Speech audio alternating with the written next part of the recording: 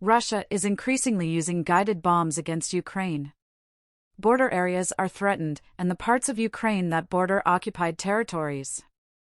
According to intelligence provided by the Ukrainian Air Force, Russia is targeting Ukraine more frequently with guided bombs.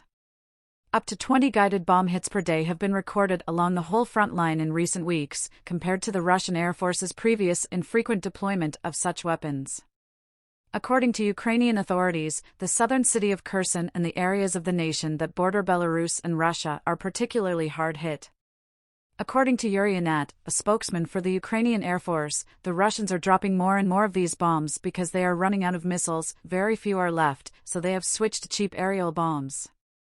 Russian forces might be changing aviation tactics to mitigate the risk of further aviation losses by operating out of the range of most Ukrainian anti-aircraft and air defense systems, at the cost of the ability to conduct close air support, according to a recent assessment by the US-based Institute for the Study of War, ISW. Guided bombs can be made to glide, unlike basic bombs, because of their thin wings and tail surfaces.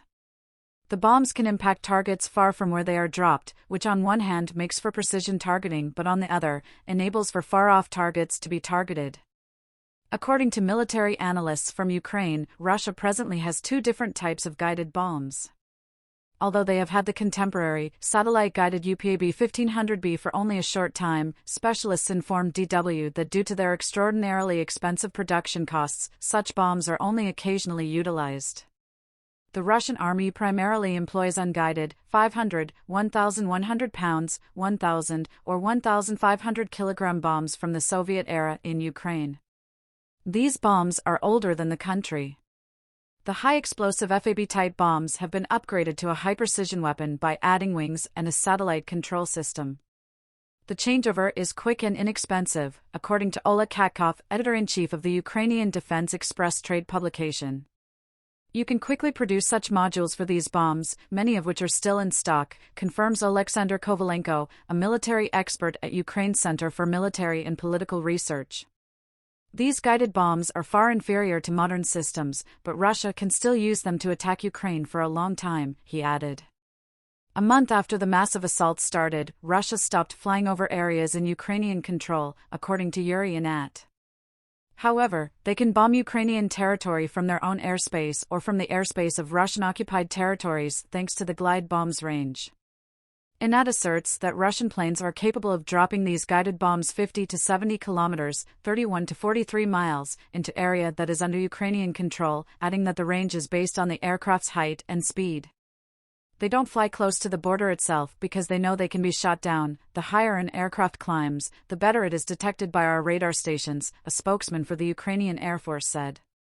Even though they are barely capable of stopping aerial bombs, Ukraine presently defends itself with Soviet anti-aircraft missile systems.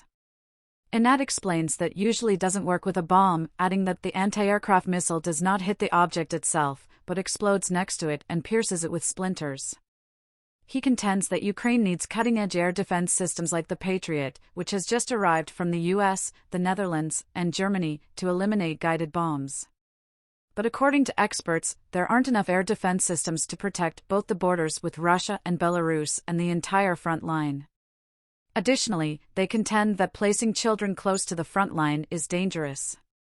According to writer Oleg Katkov, Russian troops will attempt to destroy the Patriot systems, even if it's only for show. According to him, the Russians would even be prepared to give up fighter jets in order to severely harm Ukraine. Kovalenko asserts that fighter jets are the most effective means by which Ukraine can defend itself against guided bombs. Bombs are very difficult to hit, and the Russian aircraft are much easier to destroy than the carrier itself.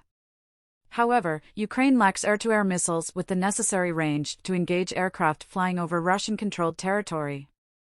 Additionally, according to Kovalenko, Western air-to-air missiles, such as those Slovakia just gave to Ukraine and Poland has yet to provide, are incompatible with aircraft made by the Soviet Union. That is why Ukraine says it urgently needs Western fighter jets, which Western leaders, including U.S. President Joe Biden, have so far refused to supply to Kyiv.